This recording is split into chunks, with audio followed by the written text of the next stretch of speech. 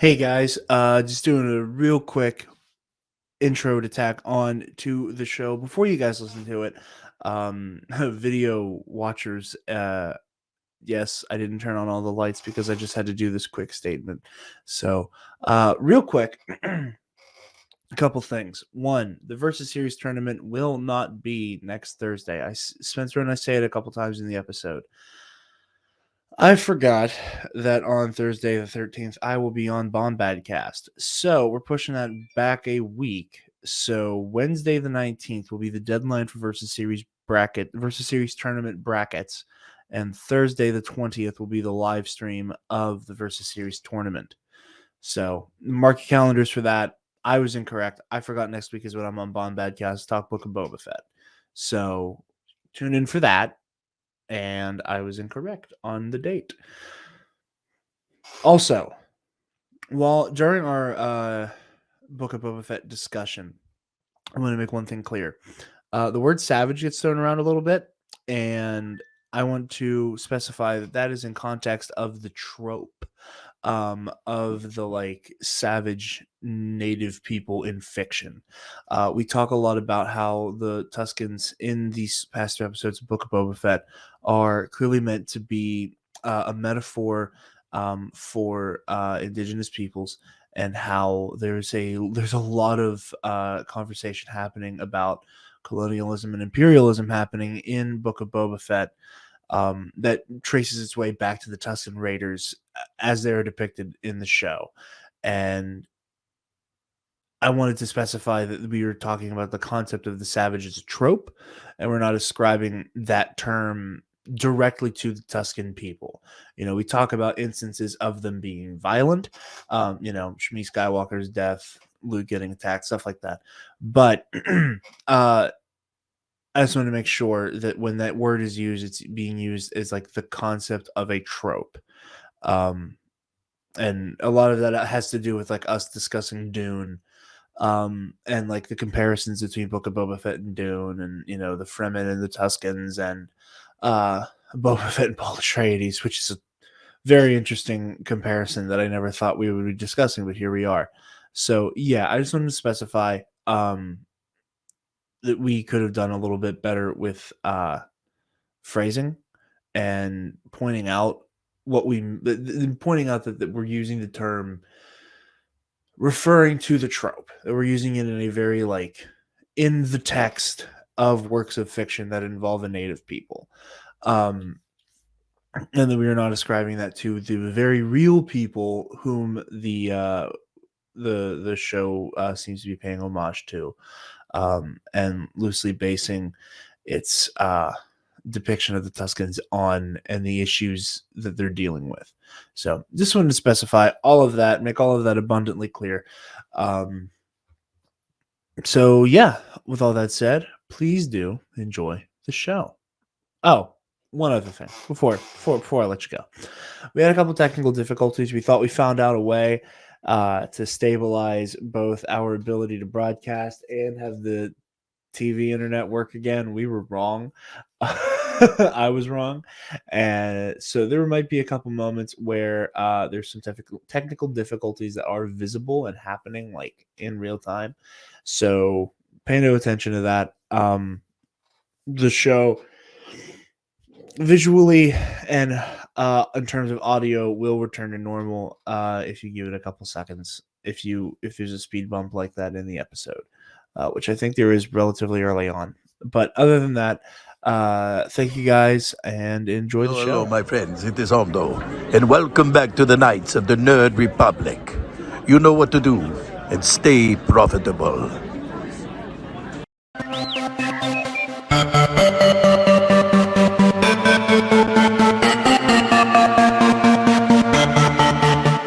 The Nerd Academy podcast is released weekly at 12 p.m. Eastern Standard Time, available on our website at www.thenerdacademypodcast.com and wherever you listen to podcasts. You can find the Nerd Academy podcast on Facebook, Twitter, Instagram, and YouTube. You can also help support the show by going to patreon.com/The Nerd Academy podcast, where every donation allows us to bring you more exciting content every week.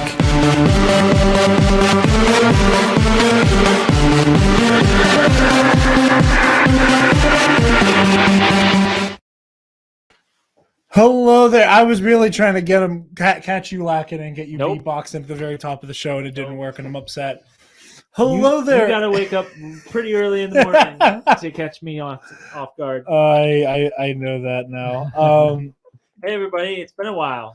Yeah. I haven't Welcome. been around in a hot second. No, he But- hasn't. We also haven't done Knights of the Nerd Republic in a minute. Yeah. Granted, there was nothing to really cover other than well, we talked about like kind of the biggest story that we could talk about, which was just the ongoing stuff with Star Wars Eclipse and hashtag Blackout Star Wars Eclipse. As you guys probably saw on Twitter, we are full-throated a part of Blackout Star Wars Eclipse.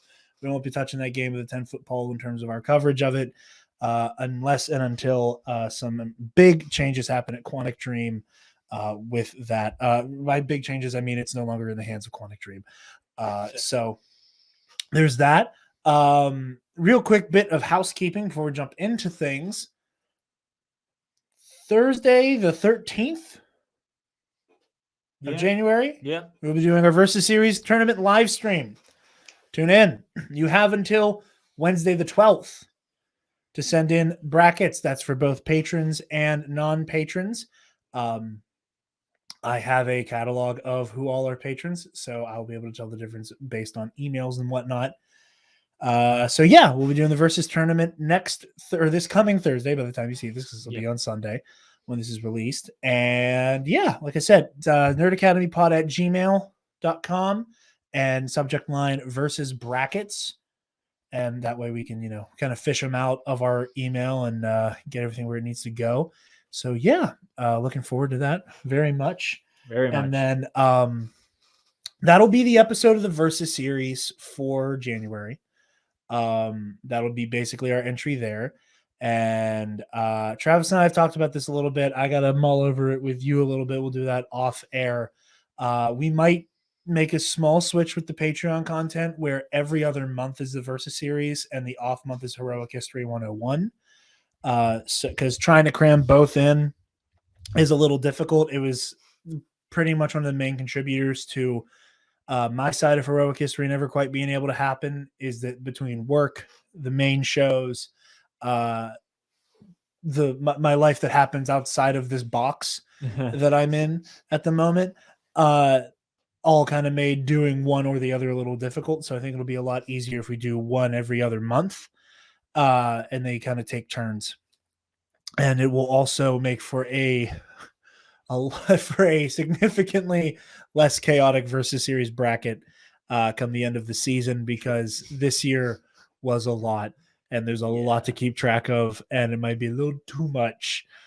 So I put for my personal calendar for next week, and when we do the live show, I put starts at 8 o'clock, goes until May. is what I put, because it's going to be a long broadcast. Yeah, but we are very excited for it. This is the highlight of the Versus series year for us. This is our Super Bowl. This is our March Madness. Yeah. This is a lot of fun, and so we really look forward to bringing that content to you. And but only it does get only to be a lot. Only us two, only these two loving nerds could find a way to make who would win in a fight unnecessarily complicated. Oh, of course. Of course. That said, be sure to tune in for all of that. And yes, to answer any questions you guys might have in regards to our punishments from the gentleman over at the Bombad Cast, we do have our script that'll be part of our end of the show plugs. That's right. So make sure you stick around. The only reason we don't have our shirts on is because they haven't arrived yet. Yes, we are not reneging on our bet. Please have mercy. Also, I'm a real coward when it comes to the cold, so I have my winter coat on. Yeah, anyway. It's according to the thermometer on the one fan, it's 54 degrees in here. It's warmer than I thought it would be. You had the foresight to put the heater on before you went to work. There was the one. Actually, that wasn't before I went to work. That was when my dad arrived. Oh wow! So it was only a couple hours ago. No, not bad. Not bad at all. And since I knew the house was going to be mostly empty while I was at work, I didn't want to. But for the remainder of the month, I will do the plug like this. Oh no! I will make sure. Oh, by the way, hey everybody, check out this really awesome. Okay, I'm a Bills fan. My dad's from New York, so I'm a Bills fan. Sorry.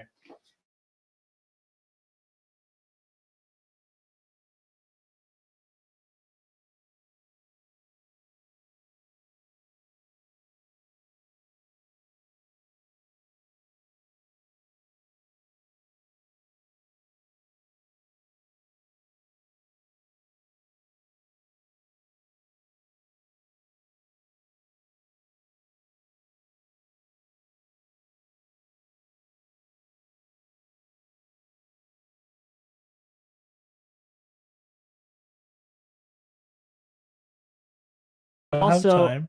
okay, here we are. That actually might have been Let us over here. let us hope. I'll let you reiterate what you were saying. Oh yes. So this, In the event we did lose all of that. in the event that the Stillers didn't sabotage our show because I showed up in a Bills crew neck, my sister cross stitched this Bills crew neck for me for Christmas, and I think it's just the coolest thing ever. So, but anyway, what I was saying was, whenever we have to do our plug, then I will just stand up like this. No, don't worry. I will make sure it's adequately heated because I don't. We owe it to Jerry and Scotty to be bombad the whole show. That's true. That's true. I- They humiliated us and will continue to I- do so. Also want to say, and I hope this is interpreted as the compliment it's meant to be. You know how sometimes there will be like patterns on shirts and sweaters and stuff that is like printed on meant to look like cross stitch. Yeah. That is such a good and precise cross stitch. I thought it was printed on until I touched it. Wow, there you have it. It looked like it was digitally edited to look like cross stitch, and then I touched it and I was like, "This is so clean." Over 20,000 stitches went into this crew neck, and I hundreds of believe it. hours. I believe it. It's beautiful. It's Yes. absolutely beautiful. Yes, She it's, hit it out of it's the one park. of a kind. Well, actually, she made an exact copy for my cousin, so it's two of a kind. But like it's us. it's priceless. That's what I meant to say. It's priceless. Anyway, enough about me and my awesome Buffalo Bills crew neck. And more about some awesome Bloody Mary mix. You guys know what it is. It is SundaysBloodyMary.com, our lovely sponsors. I actually, the other night, finally pulled the trigger on getting a subscription box. So I'll be able to show that Ooh. off hopefully soon on a show. I can't wait to tear that up. I have been burning through Bloody Mary mix. Like, I lucked out, and I feel like an adulterer a little bit. An adulterer? Yes. My Oh. uncle got me because we were talking about how I was, Big in a big Bloody Mary guy. I'm a bloody guy. I'm in my bloodies. And we basically had an arrangement. He told me about this Bloody Mary mix he really liked. And I told him about Sundays. So we were talking about well, you got to get some Sundays and I'll try your stuff. So he comes over again a couple of weeks later for Christmas and gave me some of the stuff he liked a lot. And it was quite good. I can't remember the name of it off the top of my head. That's good because I do like Sundays. Sundays hasn't would been kill you for mentioning. I don't listen. I loved it. It was great. It's not Caesar. Like they have them beat just because of the specific spicy Caesar mix. Like that's untouchable on its own. Like it's like that Trump car where you have the conversation to be okay, what's your favorite blank, but you can't say blank type conversation. Like if I were to be asked what my favorite type of Bloody Mary stuff is, for the sake of weighting the conversation equally, I have to remove the spicy Caesar from the equation. Otherwise, it's not fair. And I'm not just saying that. This shit's incredible. But he held me over because I had just finished my latest jar of Caesar mix that the night before. I was like, okay, this will hold me over till my new Sundays comes in. All right. So, but yeah, we got all of the good stuff here. Use code NAP, code TNAP. It's like you have a Stronk every episode at this point. Use code TNAP at checkout to get 10% off your order, and 10% goes to us. Right? Yeah. Yeah. So do it. Yeah, It's I don't good know if the goal was to share the exact conditions of our agreement with Sunday's Bloody Mary. Oh, whoops. But yeah, we get it. We get some of that too. But it helps you and it helps us and it helps them. So yeah.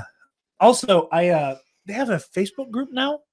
Go follow them on Twitter and Instagram. They have a link to the Facebook group, and they're polling members of the group for what their big anniversary flavor is going to be. And I'm not going to lie to you, I am so giddy to see what this shit is, because people are saying they're I was do a bacon barbecue. There were some people throwing around a Chipotle Bloody Mary. Oh my god, dude, if even one of these gets greenlit for them for a special flavor, I might turn into the Bloody Mary lush that Scotty accused me of being when we lost the trivia thing. I might have a bit of a problem with Bloody Marys at that point, because I'm not going to be able to put that shit down. Bacon barbecue. Oh, have you ever had bacon in a Bloody Mary? I have never had a Bloody Mary. What? We're fixing that on air once I get more in. Oh, We're dear. fixing that on air. Uh, That is becoming a part of our ad. that would be unwise, my friend, because I don't really like tomatoes. Okay, so it's not something you would be predisposed to. It's not something I'm predisposed to, and it probably wouldn't look good if. Yeah, no, that's fair. Well, Bloody Mary's not for everybody. I That's understand true. that. That's yeah. true. It's yeah, I'm gonna be perfectly frank with you. I'm a big beer guy. that's fair. I like all kinds of different beers. Well, but I'm once not I a big have more liquor guy. Sundays to drink on air, I will have some, and you can take a sip I can or have two. a little sip. Because That I think reminds you'd me of like the the episode- flavor. I really think you'd like the flavor of the spicy Caesar. For those of you who have seen Seinfeld out there, the episode when Kramer goes to California and he auditions for like 3 different things at the same time for a sports like a protein shake commercial and an exercise tape commercial and like a horror movie commercial, and he's like doing all of them at the same time, and he like takes a swig of this protein thing and he's like he's like barely chokes it down, and then he looks at the camera with that classic, Kramer smile. Yeah, That's one of my New Year's. That's Dude, one of yeah. my New Year's resolutions this year. is to finish the show. Is to watch all of Seinfeld Oh, beginning to man. end. I did it in like just over a month because I was not aware that Netflix had Seinfeld until like 2026. So starting October 1st, I binged the heck out of that thing and finished it in like I was a going to month say and a week. their arrangement to have Seinfeld just started. Yeah, I didn't know that You thought it was on its way out. because a lot of the big ticket items come and go a lot. Like because like of Peacock, Titanic will only be on for a couple months and then it's gone. Yeah, well, Peacock was the reason why Netflix lost The Office and Friends, and that was Mhm. like a whole thing. Was like, how many basic bland white people are going to keep their Netflix subscription now that Friends and The Office are gone? Seinfeld, that's why. Yeah, now Seinfeld's able to hold him over. But I'm very excited to watch Seinfeld beginning to end. Oh, it's so good. Listen, we got a absolutely very need to high make. rewatch We value. absolutely need to do an episode of It's got something about like a very full Seinfeld high rewatch. rewatch. I'm value. excited. I know so many Seinfeld memes. What's the look? We're going to talk about Star Wars here soon. I promise. Yeah, but it's been a while. what's We're the- just catching up. What's the page that has like the really funny King's Dead edit? Oh, What's the I name gotta of the find it. page on Instagram? I gotta find it. But if that clip, that's like this is the equivalent for Seinfeld of like the people who listened to We Didn't Start the Fire and then got super into history. It's like the people who watched this edit and then like because everything fits so well, they just decided to. I will link it in the episode. Oh, where is it? Oh, it's so good. I'm going to put it in the episode description. Oh, there it is. It's from Sign Pop. Sign Pop, okay. Because I follow several Seinfeld meme pages, even though I haven't watched all of it yet. Yeah, we'll link it. But if you're looking for it on air right now, it's from August 20th, 2020. So it's a little old, but it is not outdated. It's so funny. Essentially, they take the King's Dead track from the Black Panther soundtrack, Kendrick Lamar. Yeah. And they like splice together a compilation of clips that fit precisely with what he's talking about at the time. It's so funny. So like he says red light, green light, red light, green light, red light, green light. Fast cars, and it's like fast money, it's like a fast scene broads. from Seinfeld with a red light and a green light. And then Fast Cars is like it's the episode where they make fun of the wolf from the wolf scene from come on now, Pulp Fiction. Oh yeah. I got a guy who can solve problems. Yeah. I think that's the Muffin Top episode because okay, sorry, just really fast because it's so funny. Somebody determines that nobody really likes the bottom part of a muffin, just the top. And so somebody in the show makes a business just selling top of the muffin. It's called Top of the Muffin to you. And then he donates the bottom parts of these muffins to a homeless shelter. Yeah. But they get so fed up with muffin bottoms that they're like, they reject it. They don't want him. And he's like, well, I got to make these go away somehow. So then they do the spoof of the wolf scene from, I got a guy who solves problems. Yeah. And it's Newman, who's like this very large mailman character in Seinfeld. And he comes and he's like, he's like very suave in his sunglasses, and he's got a bag, and he's like, I can make this problem go away. And he goes into the back. He's like, give me 2 hours, and he just pulls out like 5 cartons of milk and starts eating it. Oh, it's good. I mean, part of me, sorry. I know it wasn't gonna go here, but part of me was like, is there like an uncomfortable scene where like Jerry's like, is there a sign in my living room that says muffin bottom storage? Like, it's because it ain't there. Muffin bottom storage. It's just so good, man. That show is so good. It's as is the case with any sitcom. There will be the occasional dud, but when it's on, man, that show is on. It's so good. yeah. Okay. Speaking of another really good show, let's talk about speaking Star of Wars. another good show, The king of the segue, my friend Jared, the Dark Jedi Bachman Stubbs. Let's talk about the show of the New Year's we got time. our first 2 episodes of Book of Boba Fett. We did get our first 2 episodes. In fact, it kind of caught me by surprise. Yeah. It was like, okay, early December. Okay, Christmas.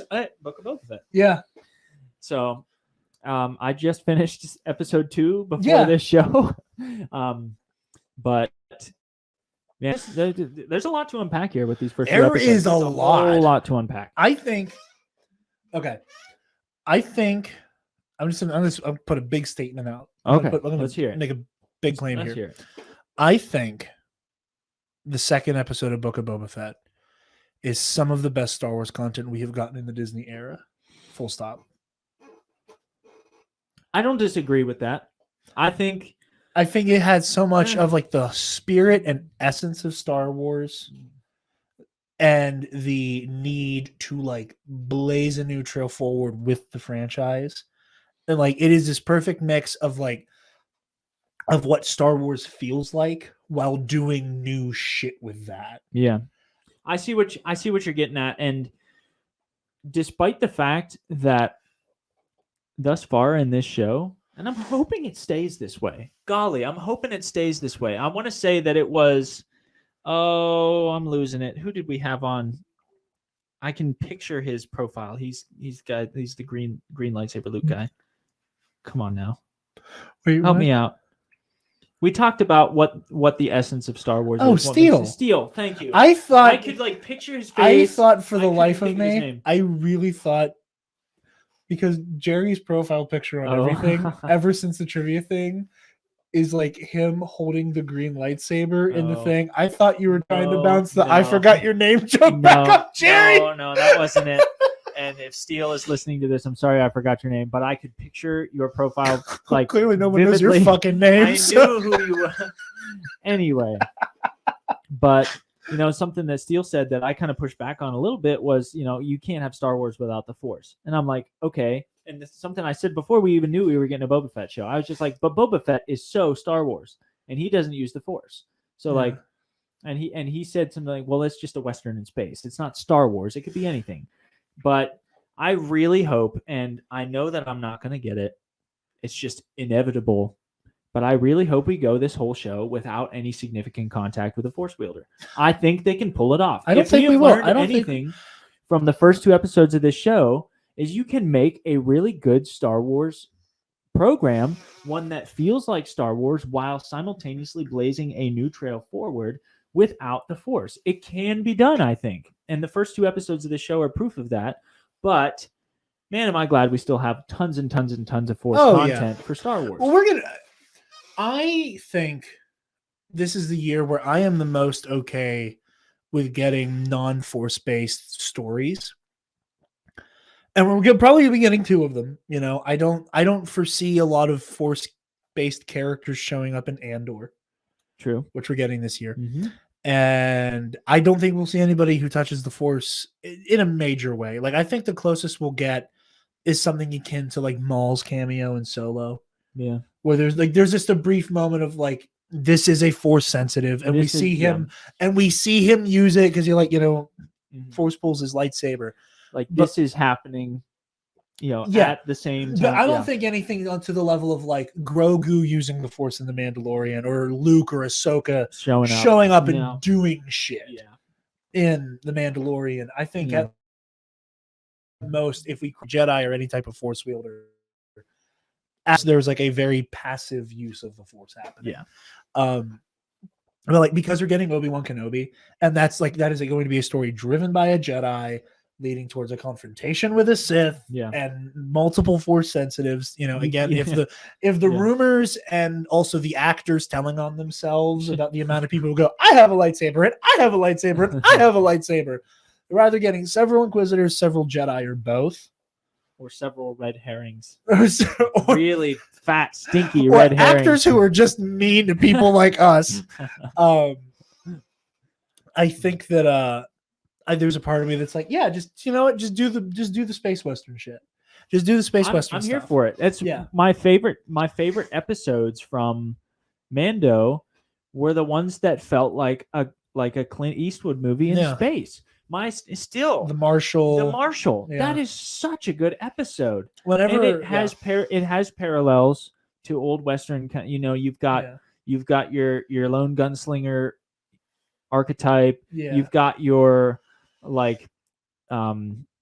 people of the people. Like in the old Westerns, it's your Native Americans. In the Marshal, you've got your Tuscans. Your people that they're like attuned to their environment. They're living in harmony with it rather than building and destroying.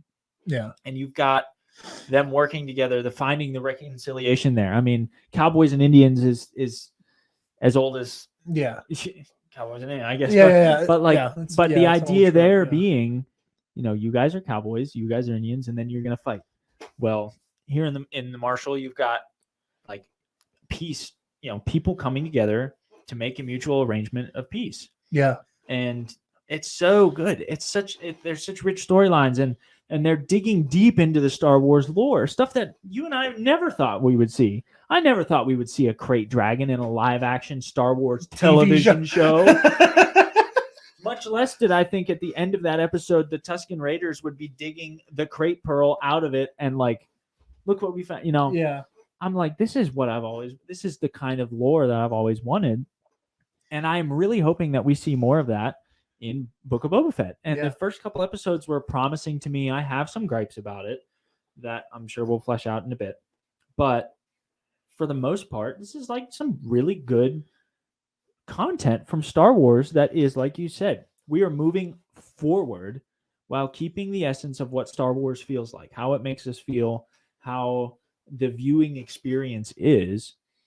The nature of the storylines, the nature of the technology, of the many different alien peoples that are in the Star Wars universe. We're blazing a path forward, and dare we say, without the requirement of the Force, this mystical wizard people, force that seems to permeate Star Wars to its very core, and for good reason, but that you don't necessarily have to focus on for a good story.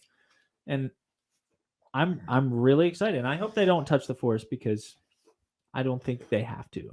I hope that they don't succumb to Dave Filoni sickness and pull Episode Ahsoka. 6 is directed by Dave Filoni, so great. Buckle up. We know who's in that one. It's going to be either Captain Rex or Ahsoka Tano or Grogu. I've actually seen people floating around the idea of like, what if we get like a Thrawn or Hondo? I would love to see Throndo. Everybody's new favorite like cursed ship, Throndo. I don't want to see Thrawn. Start making fan art. I don't want to see Thrawn until the Ahsoka show. Hondo, I wouldn't mind seeing in an episode or in a show about scoundrels. That would fit rather nicely. I would not mind seeing Hondo either. Hello, my friends. It is Hondo. And welcome back to the Knights of the Nerd Republic. That's you know what to do and stay profitable. That is like the biggest flex ever. Dude, it's so good. That. So cool. I'm praying that one day. Thanks again, Jim. Thank you again. I am praying that one day they have like James Arnold Taylor at like a con nearby. Man. Dude, I would have because like obviously we have to have him be like, this is Jedi Master Obi-Wan Kenobi. Like we have to have him go that route. I want to hear him say something like, Anakin, turn off the Nerd Academy podcast and get back to your studies. Anyway, so that was a really good Ewan, by the way. That was not many people can actually do like Ewan. They just do like the cartoonish version, which is the James Arnold Taylor Obi-Wan voice. That was like actually a good Ewan McGregor. So I want to hear more. Let's dig a little deeper Okay. into your initial thoughts, because I talked for a good while. I want to hear what you think. I think episode 1 was, I think one of the things that we're inexplicably still learning while doing these Disney Plus Star Wars shows is that we need to learn that not every episode is going to be earth-shattering. Yeah. Because we are telling this story, that is like, again, it's not so similar to The Mandalorian, is like paced like a video game. Like there was something about the pacing between these first 2 episodes of like, you show up, you have the flashback, you have the action sequence in the first episode, you go back to the palace, you get more info, you go back to the place, you come out, then there's a reveal, and now we have another flashback. Like there's something that's very like you like do the thing, move on, do the thing, move on, do the thing, move on. That feels very video gamey. And I remember other people saying the same thing about the first 2 seasons of The Mandalorian. I'm glad I'm not the only person who's picking up that vibe. And I don't know what it is about Jon Favreau. Someone let this guy be the creative director of a video game next. He'd be a lot better than David Cage. But just push that envelope a little further with like why he writes video games really well in TV shows. The first episode, I don't want to say that I was underwhelmed. I remember talking about it with Lexi. She had brought up, she was like, I was very whelmed. Not overwhelmed, not underwhelmed, just whelmed. Yeah. That's a good way of putting it. Yeah. And I was like, that was like, cool. I'm in. I'm into this. This is cool. Yeah. And they were short too. It did. It was only like a 30-minute episode. No, it was longer than that. Are you sure? Yeah, it was not a short. It was not a short pilot. I thought it was, which surprised me. It zooms by exactly 36 minutes. But no, it's longer than that. I think it's closer to an hour than that. It's definitely not a full hour, but that's got to be 36 minutes. I'm calling it. Care to make it interesting? Sure. What do you want to bet? A crisp high 5. Coward. 38. Okay, you were right. It was this week. This week was closer to an hour. I was mixing them up. Yeah, I remember specifically because I watched it last week while I was house sitting for my youth pastor. And it was like, oh, is that it? Oh, that was pretty short. And I came home from work. I came home from work today thinking this will be great. I can get some stuff done, and then I can pound out episode 2 real fast before I bop over for the podcast. And I'm really glad that I checked first. It's an hour long this week. So I started with that, and then bebopped around the house afterward. But smart. I did not realize that it was Ludwig for only the theme. I think only someone the else theme. did this. I think someone else did the rest of the score, but Ludwig did the theme song. I tell you what. That boy continues to impress, but always in a way that you don't expect. Like, if any of us thought going into The Mandalorian that we'd be getting that like kind of kind of a vibe, it wasn't very traditional Star Wars soundtracky. It's perfect, and it's not at all what it's not what it's not what a fan of like does the kind of things we do would think of. And AI would not write that soundtrack for Star Wars. Yeah, the Banthaverse. and AI would not write the Ludwig Göransson soundtrack. But man, does it groove. And it's perfect. And there's a dubstep theme in The Mandalorian, like with the Dark Troopers. And if you would, again, it's one of those, like, if you had told me however many years ago, there's going to be a dubstep track in a Star Wars TV show, I'd be like, what the hell are you talking about? And it's perfect. The only things allowed in a Star Wars anything are just trumpets, sweeping orchestral, trumpets and strings. But no, dubstep. It Man, works does so it well. does it groove? And same And thing the here, fact yeah. that you can go on YouTube right now and you can look up Mandalorian lo-fi for like a half hour, and it's just this like really, really slow jamming groove. It doesn't that matter you how can it's work to. arranged. There's It's just so much to it. It's and even the original, like the production that had to have gone into that. And the thing about Ludwig is he's perfectly suited for that. I mean, we're talking about a guy that's done everything from scores to producing hip hop tracks. Like he has such a wide range of musical production experience that it was. And I remember listening to the making of behind the scenes making of Mandalorian Disney Gallery for the stuff. the gallery stuff for the music episode.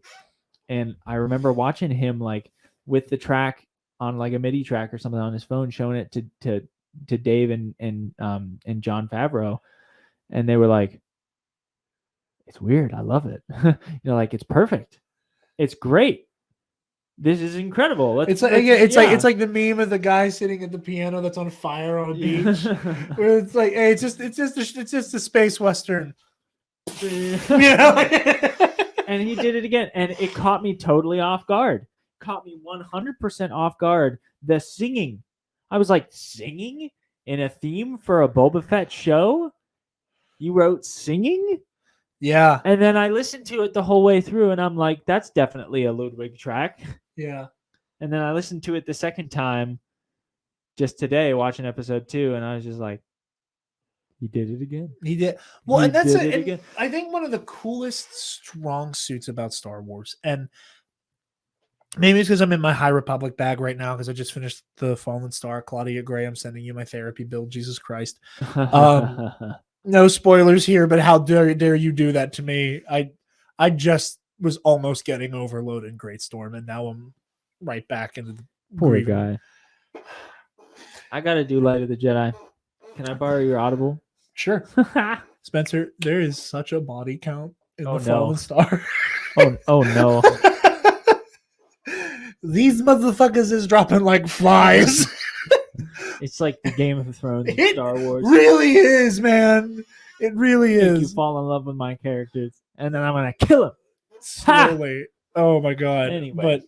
But Back to the I love to the Book of Boba Fett. there's something like, again, so inherently Star Wars, and I think part of it is the way that Star Wars, when you know anything about literature or culture or history, the world culture and history, that you look at that, you take into consideration all of the things, all the, like the word of God type things George Lucas has said about Star Wars. And you look at his influences, and then everything falls into place, and you're like immediately able to go, okay, this is that parallel, this is that parallel, this is that parallel. Like it's why Star Wars Visions for the most part worked so well, is because so much of Star Wars is borrowed from Japanese culture. So much of Star Wars is of Japan.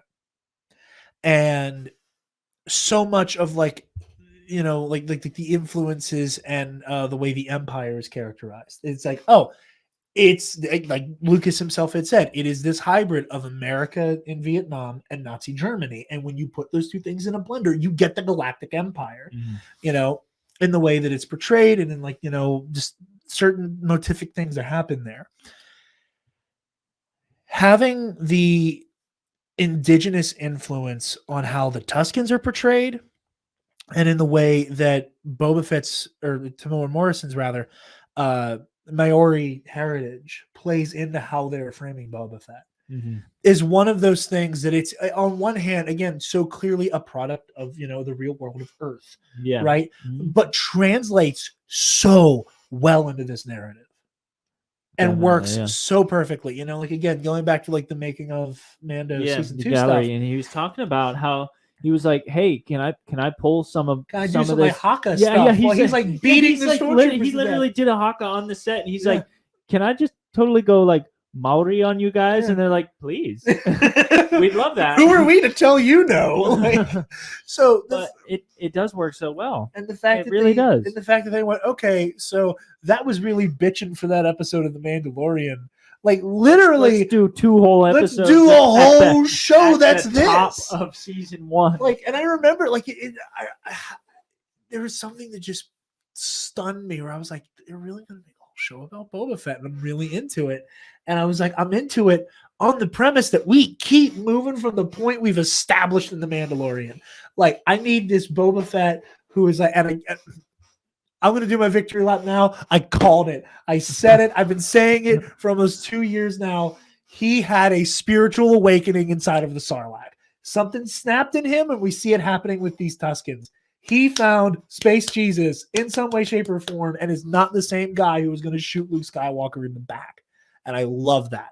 I love that it is very, to make it the comparison we made on that live stream like a month or so ago. Like, this is very Jules in the back half of Pulp Fiction. You know? And I love that. I love this character arc. I love, you know, like it's one of those things where it's like, you know, movies that their goal is to make you think about what could happen next. You know, obviously if a sequel's not going to ever happen, you know, what does the next chapter look like? You know, you want to see what Jules finding his own way looks like. We're kind of getting a story like that with Boba Fett here. And I love that. And I love that it is just, you know, I love seeing the way that, you know, Boba is pushing back on, you know, space colonialism that like he had a hand in. You know, this is somebody who did some real dirty work for the Galactic Empire. Yeah. You know, his DNA is literally a part of how the Republic established this kind of dominance over the galaxy and then became the Empire. You know, like there's a very literal way. He does have a lot of that like inherited blood on his hands. Yeah. And the way that it feels, I can't see the version of Boba Fett that we see at the very beginning of Return of the Jedi using his, like, again, because you don't get anything from the movies. So taking his character as it is in canon from books and comics and stuff like that, that individual at the beginning of Return of the Jedi, again, the thing I come back to that Sean from Blue Bantha Milk Co. said whenever we did the Mando Season 2 review, this is the guy who was going to shoot Luke Skywalker in the back. No honor, no warrior's code. I'm just going to kill this dude. It's not a fight. It's not a brawl. It's not there's no glory here. I'm just going to shoot him while he's busy with other things. Is not the same guy who has this like powwow with the Pikes on behalf of the Tuskens. Yeah. Who's like, listen and listen well. You don't mess with these guys anymore. If you want to come through here, you owe them for it. And he didn't then use that as a power play on the Tuskens. He did it to help them. End of discussion. I don't think that's the same guy who's in Return of the Jedi. Well, no. And I love that so much. There is so much depth and complexity here that again of just like this spiritual journey he's on. And I'm very curious to hear like what your like, you know, complaints and critiques are, because well, I have my own that are mostly based around pacing and are mostly relegated to the first episode with those pacing issues. You know, like I keep seeing people, you know, the usual suspects who get angry over everything. Yeah. Who are, you know, doing like this isn't Boba Fett, you know, like that dog shit take from Robot Head. You know, he's like, you know, $4 billion and this is the shit Disney gives us, and it was like the gif of like a panther, you know. And he was like this goofy old man with dentures, and it's like, you're even watching the episode and like the people are like, this isn't my Boba Fett. It's like, what was your Boba Fett other than a cool action figure? Yeah. What was his personality? Nothing. Like, okay, let's base it off of canon. He doesn't have a personality. He's got what, 4 lines in the entire Yeah. original trilogy? Yeah, and like, okay, like let's bring in the comics and shit into that. Okay, let's go into the expanded canon. You're still dealing with just like a kind of cookie cutter mercenary trope. He doesn't have a whole lot. The most story development that we had before this show was the Clone Wars. Yeah. And even then, all he wants is revenge. His entire thing is, I want revenge. I want revenge. I want revenge. And we see those glimmers of his humanity in there. That again, you can tell that Dave Filoni was like, okay, he doesn't want to take a life. He is hesitant to take a life early on. Yeah. And like you said, you see those little flashes. Like Yeah. this guy's a human. Like the guy that you see in the original trilogy has clearly seen some stuff. He's clearly done some stuff, but he had to start somewhere. You kind of think he kind of sold his soul to be like the baddest cat in the galaxy. He did, and I think there is some merit to the idea of understanding this as he is finding it again. He is ransoming his own soul. He's like, listen, I've done some stuff, and I'm responsible for either like directly or indirectly responsible for a lot of the strife in the galaxy. And I almost just died, so let's rethink some things. Yeah, I keep coming back to Pulp Fiction. This is his bullet holes in the wall when he woke up in the Sarlacc. And again, I don't, and again, like I think there's a lot of like visual metaphor going on there. I don't think it was an accident that it was a stormtrooper, that it was the foot soldier of the Empire. You know, like the next generation of the army built on him. Essentially, that he was like, I need to change something here. Something needs to change like right now. Starting with getting the heck out of this Sarlacc. I'm starting with getting the hell out. Here's something, just speaking of, something that I really enjoyed.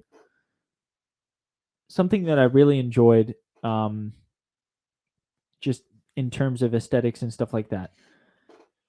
I think, and feel free to tell me if I'm misinterpreting or if I'm just not on the right track here. I think the idea of him having like Deadpool style full body scarring from the short amount of time he spent in that Sarlacc pit, that like to the point where he spends daily time in a Bacta tank, is a really cool just like aesthetic. Because you could say, oh well, in like the comics and stuff, his armor was indigestible, so he just blasted his way out of there. He was fine. Like there's no reason for him to be scarred up. It's fine. But like he's all slimy in there. You know, like that's like slimy stomach acid that's just slowly. So it was a really cool aesthetic choice for me. I thought. I also think some of it also explains. I think some of it was him letting off the flamethrower in there. I think a mix of it is the stomach acid, and then he maybe like might have cooked himself. Friendly fire a little bit. Well, in any case, it explains why he's bald. Yeah, because his dad wasn't bald. No, Jango was not bald at that age, and at that point, like, let's see, Tamora was what, late 30s, early 40s in Attack of the Clones. That sounds right. So he's got to be what? Well, I think I saw people talking about, which again is another cool thing, is that like you have this like the stars of this show are two people of color in their 60s.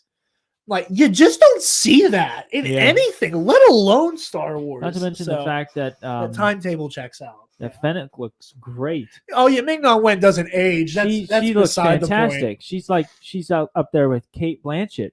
Yeah, she's looked the same bitches for 40 vampire. Years. And also, I've been really enjoying Fennec's character. I thought she was a weak character in the Mando. I thought that she was still a weak character in the Bad Batch. I thought she was a stronger character in season 2 of Mando, but still not like wowing me. Okay, you're a bounty hunter from Star Wars. But, yeah, just like all the other ones. But she's starting to wow me a little bit. She's starting to show me a character that is worth spending the time to invest in. Yeah, I absolutely think that, and it's a strength that I think Star Wars has always had, is that you can have these bit characters, you know, like the old meme that has become like the way that I've seen people like describing the show is that, you know, like the old viral tweet from a year or two ago where it was, you know, Star Wars fans will get excited over the most random shit. Like there will be a scene in a cantina and everybody on Twitter is like, hey, look, in the background, there's Glup Shido. And like make it their whole Max Rebo. Yeah, Max Rebo's alive. He made it. I was like, I'm the Glup Shido guy. Like I went insane over Max Rebo. And like, I know you don't read a lot of the comics, but like that Wookiee is, I can't say his name. So y'all feel free to make fun of me in the comments. I think it's like Black Chrysanthemum. He's like one of like the like big bounty hunter villains from the comics. Yeah. Like he's hanging out with like Dr. Aphra and shit. So like that's a big character. So there's all these like Glup Shido moments, but like Boba Fett's the original Glup Shido. Yeah. He's the original. I am going to make my entire presence in Star Wars fandom based around this guy who with- barely appears. Yeah, and I'm the same way about the Jedi Council. Oh, in the yeah. prequels, especially the Phantom Menace Council. So like, None I of them understand have it. speaking lines. None of them. Coyote Mundi is the only one. Is the only one besides Yoda and And Mace Mace. Windu who ever gets a speaking line on the council. And yet, for a while there, your Instagram tag was Oppo Rancisis. That was as a meme, but still. Anyway, The point stands. But I absolutely love that element here. And I think they're doing it well. I think they're doing like the fan servicey thing well. You know, I made a joke about it before. It's like, I don't trust Star Wars fans with fan service. Like the last time we got a really cool thing, y'all like completely forgot what the Mandalorian was about. Because it was like lightsaber go burr, and like I'm the guy who's like, give me Jedi, give me Sith, give me lightsabers, give me the Force. I get Luke. I went apeshit over Luke. I also can't watch the end of season 2 without sobbing because I can't handle them saying goodbye. So yeah, there's just so much going on here, and I love it so much. I'm really into this. there was a lot going on. So, what are your like critiques and Right.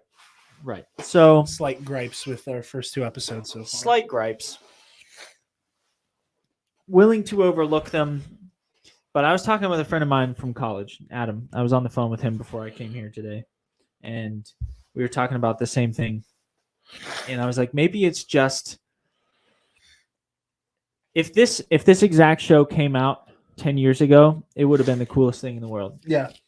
But because of the timing, maybe just for me personally, I just finished Dune at the beginning of December.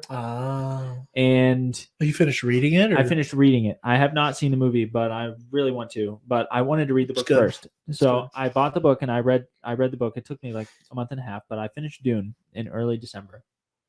And maybe it is just, I think I did not realize for a while that Dune came out before Star Wars.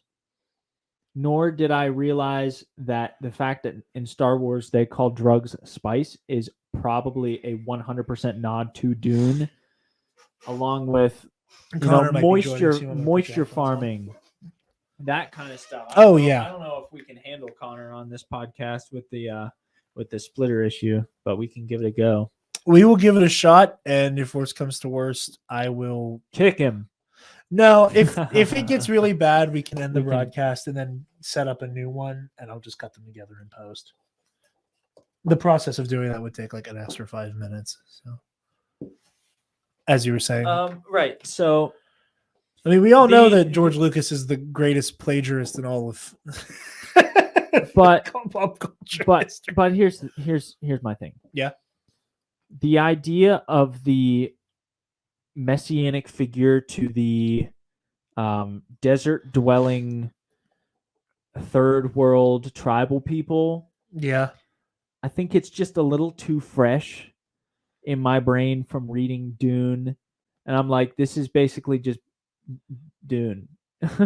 This is just Boba Fett like coming to a people, learning their ways, becoming their savior, and then leading them to victory against the mechanics, and not to mention also, I think I described it to Adam like this when we spoke on the phone. I was just like, I really, of all the characters in Star Wars that I would love to unconditionally see more screen time of, Boba Fett makes that list. He makes like top 3 for that list. Make him count. Yeah. If you're making content, then I will watch it because I like Boba Fett.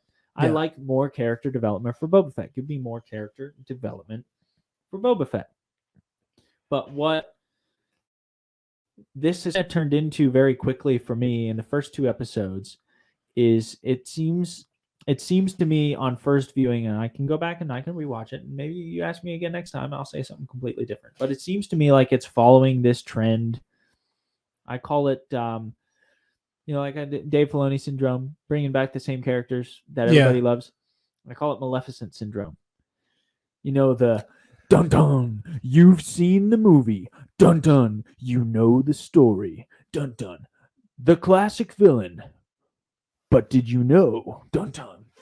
that this character is actually a really sympathetic character that you should pity and that you should root for. Dun, dun. Go out and see the movie Fett, Maleficent, Cruella. This trend that's been going around of taking the absolute most despicable characters in Joker. history, Joker, most despicable characters, PTSD in flashbacks the to Hall of history- Heroes. Don't mind us. the most despicable, despisable characters in the history of cinema, naming the movie just their first or just their last name, and then turning it all into Venom. he's just misunderstood, guys. He's really a good guy. He's not so bad. She's not a puppy killer. I mean, for crying out loud, her mom was murdered by these things. Why shouldn't she want to make a coat? That shit's Poor so funny. Maleficent. She lost her wings. She loved Aurora. She never wanted to kill her. At Death least to not all when of she- them. That trend is so old. It was novel and it was cool for like 2 movies. And then it's like, oh, is it Time to for- rehab this bad guy. It lasted exactly 1 or 2 movies in its novelty. And I saw this and I'm like, why are we making like one of the coolest, most bad mofo villains in the history of Star Wars into this sympathetic messianic hero? It was just like, are we really doing this? Like, is this the story that we came up with for Boba? Now, granted, the lone gunslinger thing, the lone Mandalorian gunslinger thing, I that would say is seat- equally that seat played out has- at this that point. seat has been taken by Din Djarin. Yeah.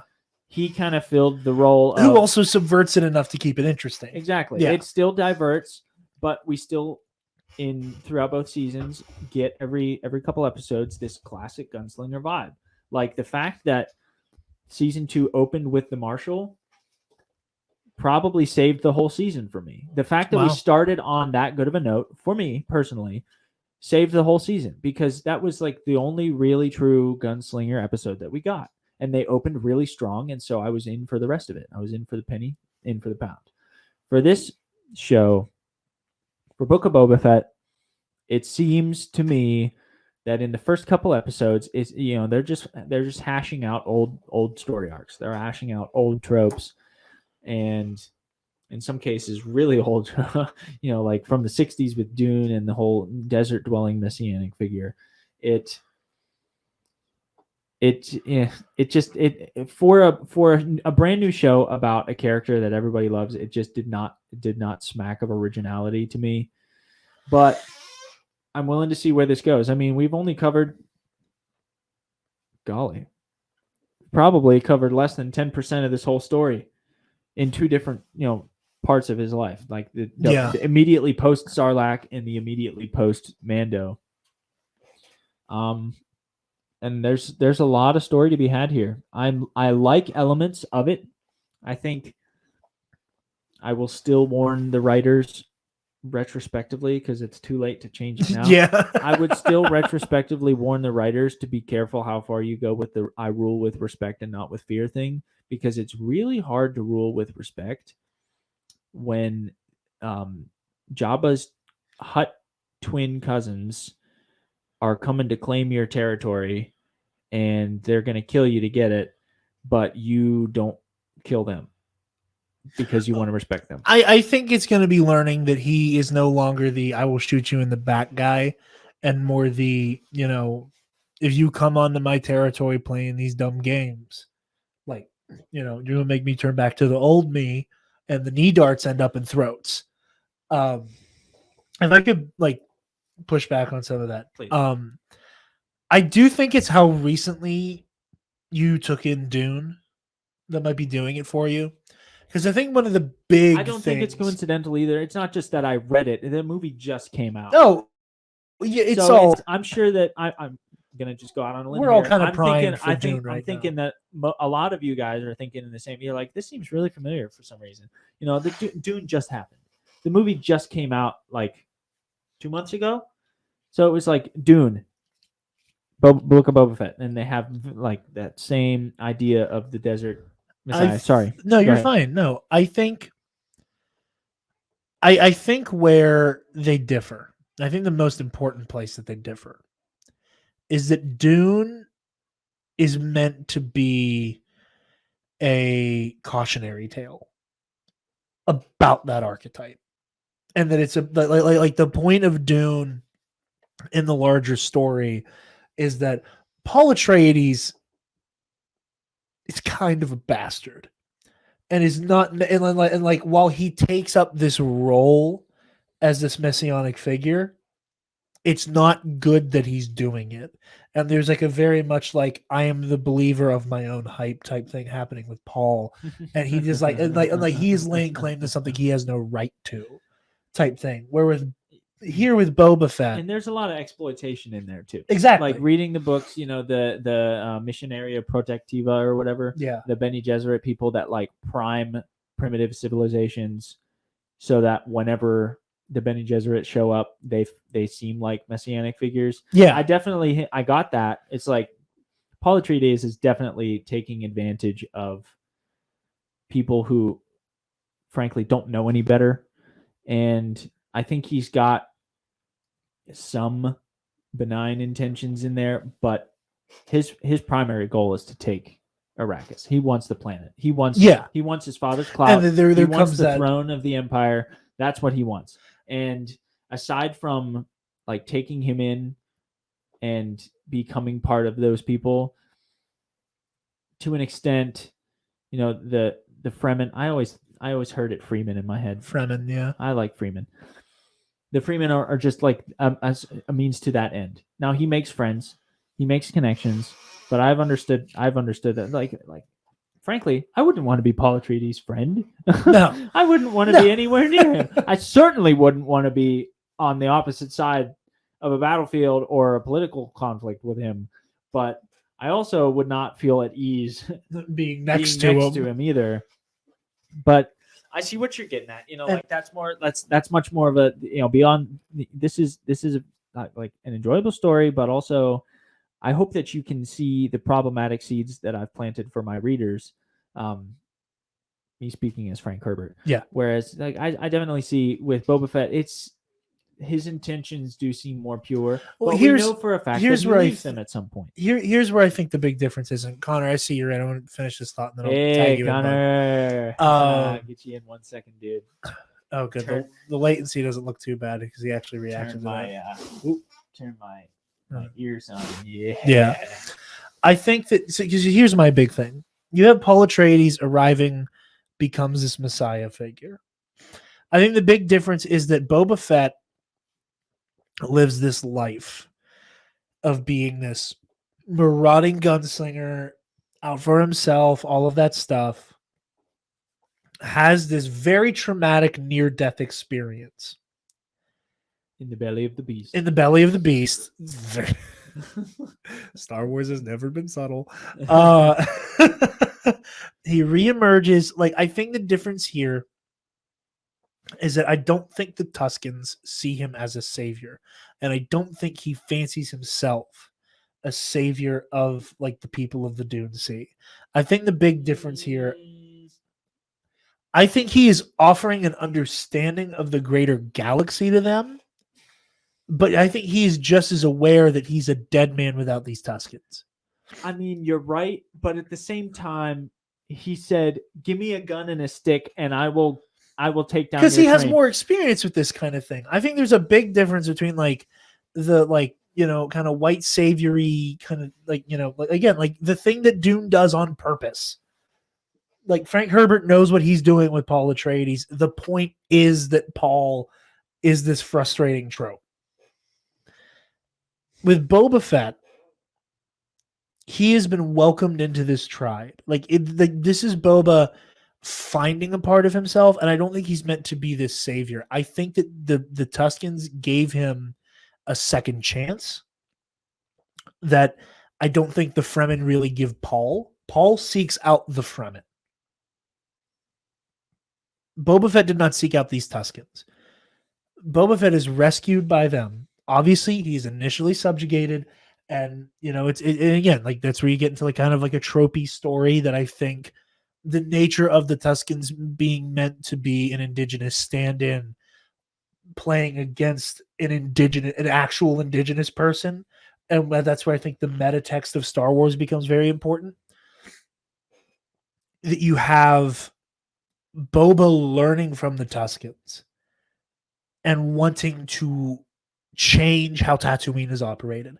I don't think it is a coincidence that Boba again at some point moves on from this Tuscan tribe to then usurp the obviously Jabba's long dead, but like to then usurp Jabba the Hutt's territory. I don't think it's a coincidence that his knee jerk is I can help people like the Tuscans because they helped me. I think it's him having lived their life like boots on the ground. And I think, again, it continues to lend itself towards what, again, like my interpretation of Boba Fett's character since, the tragedy with Mando season 2 is that this is somebody who had a spiritual awakening, who has a very different outlook on the world than he had the last time we saw him.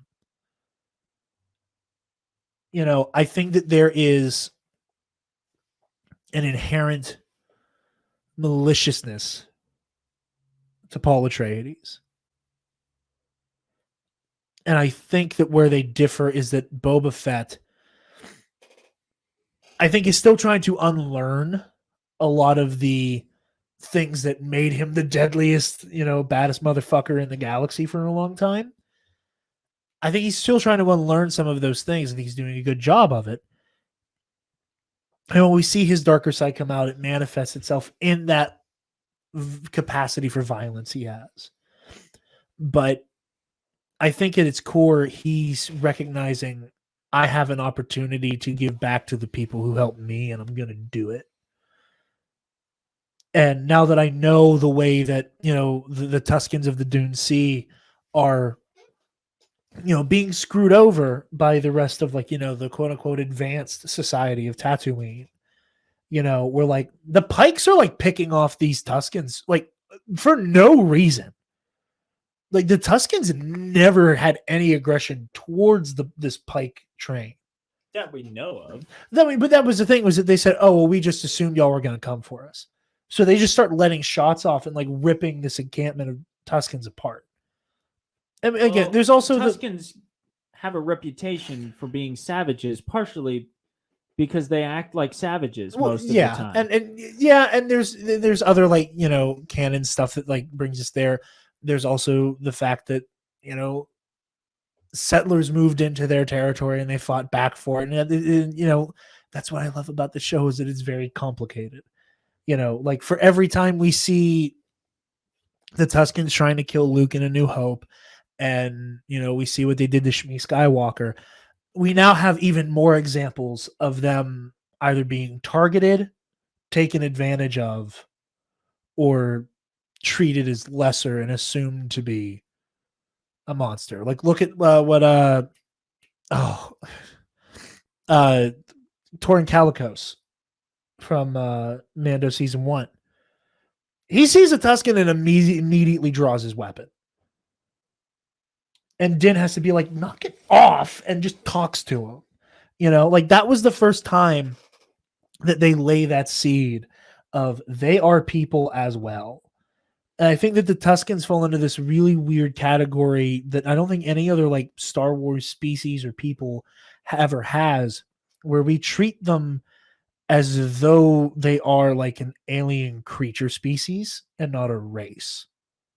Like I think we lump in Tuscans a lot of the time with like your Banthas and your Wampas and your Dewbacks and your whatevers, and don't really give the personhood to the Tuscans that other species in Star Wars get. And again, that's why I think this is, again, like really good use of like the meta text of Star Wars, is that Boba sees that the Tuscans have been getting this raw deal for so long and has firsthand experience and knowledge of how Jabba and his ilk took advantage of their places, like the daimyo of, Mos Espa or Tatooine or whatever, that he's like, I can course correct this. I have the means and I have the knowledge to be able to kick down the door to the palace usurp the throne in the way that people will recognize I am the rightful heir. Not everybody. Obviously, the Hutts want their territory back from a non-Hutt. But we see that like Boba's like, I know how the system works, and I'm going to try to break the system as much as I can.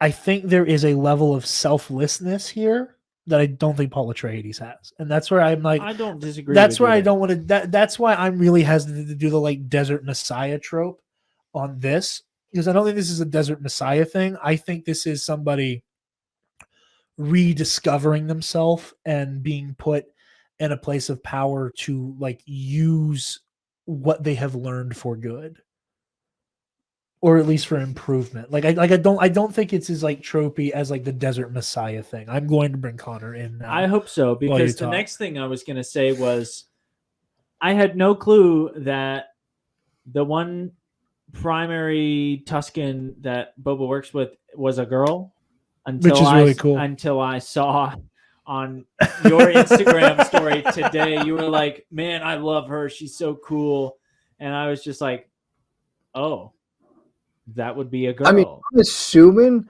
because of the actress that portrays her, which is Joanna Bennett, who's a stunt woman. I'm assuming that. I'm assuming her gender. Oh God, cancel me. But like, I don't know. So, yeah. Okay, you guys are frozen for me, I think. I don't know. Or I'm probably frozen for you guys on your side. And this sucks. And we just have dead silence. I'm just gonna keep talking. Hey, there he is. I've been just Okay. talking to you too. Oh What wow. do you Okay. know about that?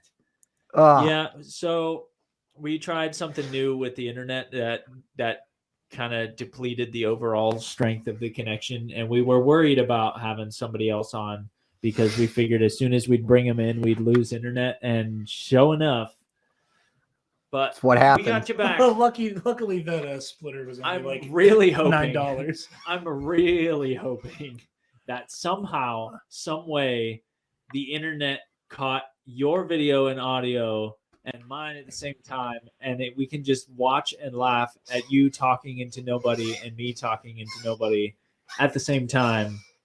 That would be funny.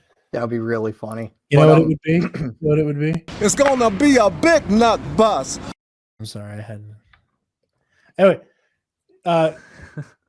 Connor, welcome. Connor, Boba welcome. Fett thoughts. Hello. Please, speak freely. Nice. I realized I hadn't used it yet. They were both really, really hot episodes. The second one more than the first, but like, okay. I talked about it on Skywalking Through the League, which I was just on. Really fun stream with those guys. The big thing I was really worried about with this show was that it was really going to lean into the dude bro mythos of Boba Fett. And it hasn't. And it's made him an actual character. And they're mad. And I love it. And it's just, it's incredible.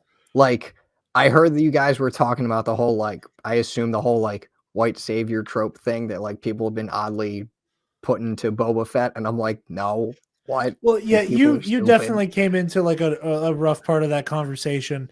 It was more to do with how Spencer was talking about, like, he was fresh off of reading Dune. Oh. And then jumping I right can in, see and it's like, okay. yeah, and trying to Yeah. like differentiate, you know, like the intentional writing of Paul Atreides is this, you know, my the differentiation. Yeah, I make malicious, ambitious, malicious in their ambition. Yeah, and using people. Yeah, and there's a fancy word for it, but I can't find it. But yeah, and I think that was the first gripe that I had with it. The second one was, I call it Maleficent syndrome, where you take a classic villain and you make a movie that's named just their first name or just their last name, and then you paint them as this sympathetic hero that everyone should love and care about. And I'm like, that was cool the first time, but we've got Maleficent, we've got Cruella, we've got Joker. I'm sure Venom. there's a couple Venom. Well, no, that's not really. But Yeah, but the I don't difference count between Venom. those and Boba Fett is that like Boba Fett has actually pretty good writing. So, Ooh, I agree on all counts. I also think, haven't- and again, I very haven't briefly. seen any of them. But Well, they don't- you're definitely right about Joker. Something's changed. My contempt for that movie never will. I acknowledged beforehand that we're working with a character that had 4 lines in the original trilogy, a couple cameos in Clone Wars, an appearance in The Mandalorian season 2, and that's it. Like that's all we have. We have comic books and like, stuff. I think like but Connor put it very well, like the dude bro mythos. That's all we had. That's it. I was telling Jared, I am here for content on this character no matter what it is. Yep. However, there's a certain amount of expectation that for better or worse has to be overcome for this to succeed. You have to be able to overcome the dude bro mentality by feeding it just a tiny bit. If you go blazing into this show, Boba Fett is going to be this, man of the people. He's going to, like Jared said, we're going to start the show with Boba Fett having a come to Jesus moment, and he's going to turn into a good guy. That wouldn't go over well. You got to give him just enough of his like classic. This guy is deadly, and this guy is cool, and this guy. And we've gotten that. And this guy will kick your butt. But also, we don't know a whole lot about this guy. Let's dig deep into this. Let's write a story that makes this guy a person. Let's give this guy a face beneath his mask. Let's give this guy a story. Let's give him motivation besides money and clout, which Boba Fett has had plenty of in his career. If we want to do something different, then we need to start with what we've got. And what we've got is Boba Fett is a bad guy. Boba Fett is really cool. Boba Fett has really no other character development. So you got to start somewhere. And I think we have gotten a decent amount of like, this is classic Boba Fett, but he's a character. Let's tweak him. I think one of the cool things, and I like what you were saying with like, the like what parts of like the dude bro mythos do we want to keep? I think one of the strokes of genius here that I wouldn't have said that last week. I don't know. I wasn't super into the fact that the show was like going between 2 separate narratives of the straight out of the Sarlacc and Boba Fett, Lord of Tatooine. I wasn't sure I was going to be into that when I saw that. I was like, what I like here is I like that when you jump forward, you get to see Boba Fett in his element, in like operating within the criminal underbelly of the galaxy, and what he has learned over the course of his legendary career is on display. Like we see the can of whoop ass he opens on the assassins. Yeah. He vaporizes that dude with a missile. Yeah. So I like that we have seen the cool shit, the dude bro stuff in terms of like the action. And it's like, this guy knows what he is doing while still using it as a vehicle for the character. You danced around it. You almost said exactly what I was thinking, but I'm going to go ahead and say exactly what I'm thinking now. I think you're right. It both challenges and like falls into the cashes in on the path well taken of that like Boba Fett as this criminal like he's got lots of criminal clout. Nobody's going to argue that. But I think what you almost got at, and what I think would be a really cool thing is, okay, we know of Boba Fett as this bounty hunter. He works for the gang bosses. He's nobody to be trifled with. He's a bad mofo. But let's just say that he has this experience. Let's just say that he does. That challenges him a little bit. Let's say that it challenges his perspective on life on Tatooine. a guy who has traveled the galaxy, but his favorite guy to work for is Jabba the Hutt on Tatooine, and he knows how things are operating on Him Tatooine. and the space Nazis. let's remove this character from the criminal life just for a little while. Maybe teach him a thing or two, and the audience as well, as we are along for the journey. But then send him back to that arena. Send him back to the same circumstances with a new perspective and see what happens. That I could get behind. I think that's what we're saying. I can get behind that. There's some growing pains that I've had to overcome, especially with, like I was saying, just coming off of Dune. I'm like, didn't we just do this? And then Desert power. And then the Maleficent syndrome. I'm like, that was good for exactly 1 or 2 movies, and then it got really old really fast. And I really didn't want that to happen here. I'm like, let's have Boba Fett still be a criminal. Let's have him operate his criminal lifestyle in perhaps a more enlightened way, and perhaps a broader perspective kind of a way. I don't think this show will end with him not being a bastard anymore. I think he's still going to be a bit of a bastard. I think hope so. Yeah. I will be disappointed if he is no % bastard. I will be very disappointed. But, he's got to be a lovable one. Yeah. You got to come out of this saying, man, this is a great character. Like Maul. Yeah. Nobody came out of Phantom Menace saying, like, man, that guy was so cool. Lightsaber he's go got burr. A great personality. Lightsaber go burr. Nobody's coming out of that movie saying, man, that guy is so cool. He's got a great storyline. He's got a great character arc. Nobody's coming out of Phantom Menace saying that. But you get into Clone Wars. You get into Rebels. You get into his cameo in Solo. You get into... I guess that's it. Son of Dathomir. Yeah, let's say there's comic stuff. You can get into the literature. And suddenly you have this character who is so deep, who is so dynamic, who is so interesting, that even though he is evil, like to the very depth of his being, you cannot help but root for him. You cannot help but say, man, this guy's so cool. I don't care what he does. I don't care what he does. He could murder a planet full of innocent children, and I'd be like, dude, that's cool. Nope. I would say that's just how most people are about Darth Vader for real, though. And another character who I will not say, Jared, because I haven't read much of Fallen Star yet. But you know. Yeah. You know. But in any case, you've got to maintain some level of bad guy for Boba Fett's character to remain appealing, in my opinion. You can't have him make like a complete, I found Jesus and my life was never the same again. Yeah. Like he went back to Jabba's palace. So clearly there is a very large part of him that remains unchanged.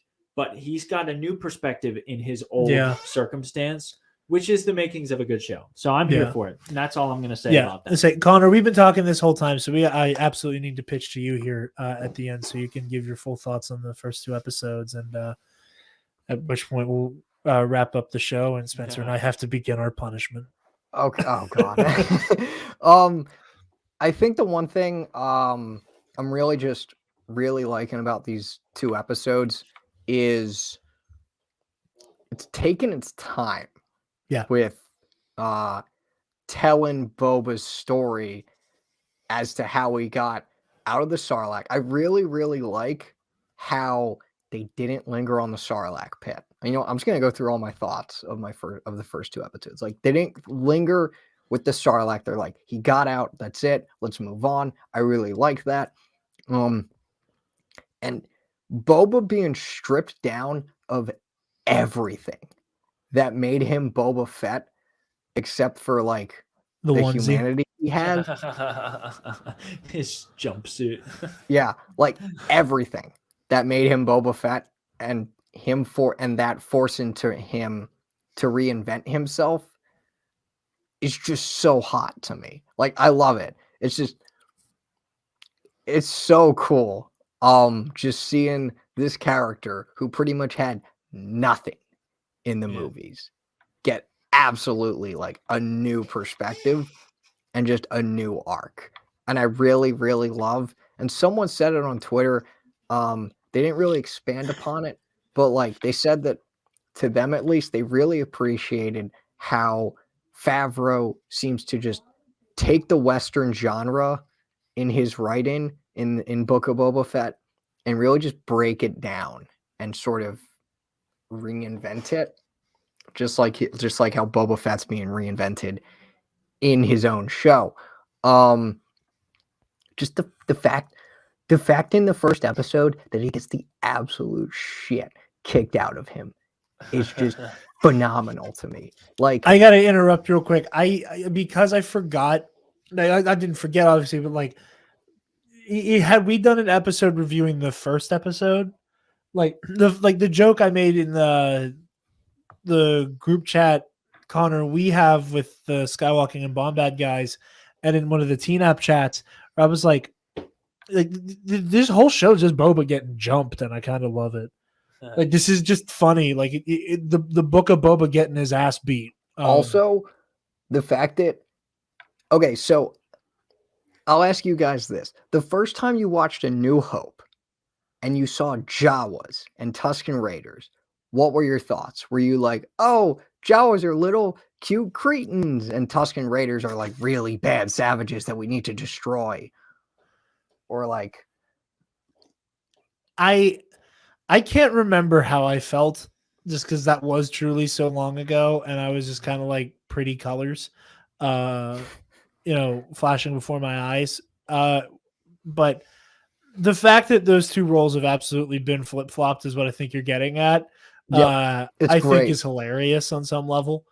The fact that the Sand People have become so incredibly sympathetic, and every time you see a Jawa show up in these shows, like, it becomes everybody's problem immediately. It's like, ooh, teeny, it's Like, you're you gonna get your little nose shit. wiped real quick and steal all your shit.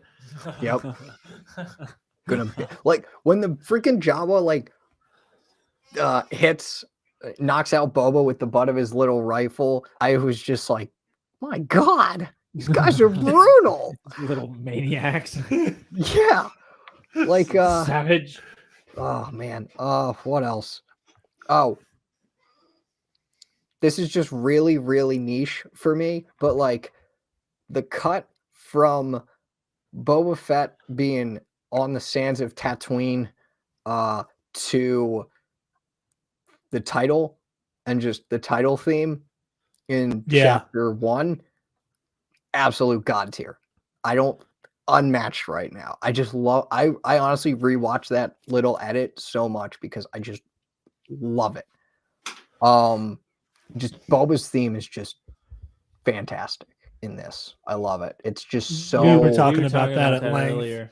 It's so Wait, tribal I think and so the, raw. The cliff note of our thoughts were like, no artificial intelligence would write this theme for a Star Wars show, and yet it's so Star Wars and it works so well. It's like no one would have expected it, but Ludwig It's literally has done it again. so fresh. He put and the like- soul on the track like Shoes did. Yep. It's like unlike anything we've heard, but it just fits. Yeah. I was like, don't what? get it. They're singing in a Boba Fett theme song? What? And then I Oh. listened to it, and I was like, It was "This is Boba Fett. this is a jam. This is a serious jam." Certified like- hood classic. Yes. Oh my god, it's so good, dude.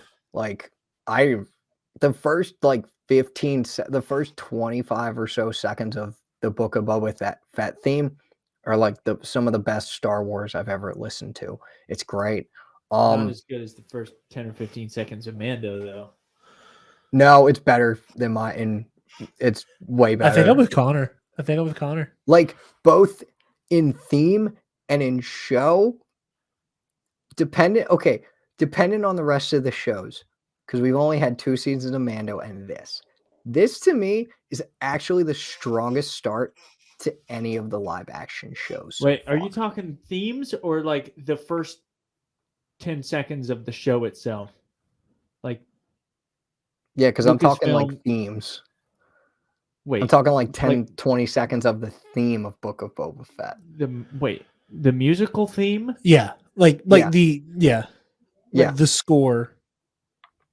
Yeah, I'd have to rewatch the first couple I minutes. mean, I of think the pilot. Mando's I think theme is good.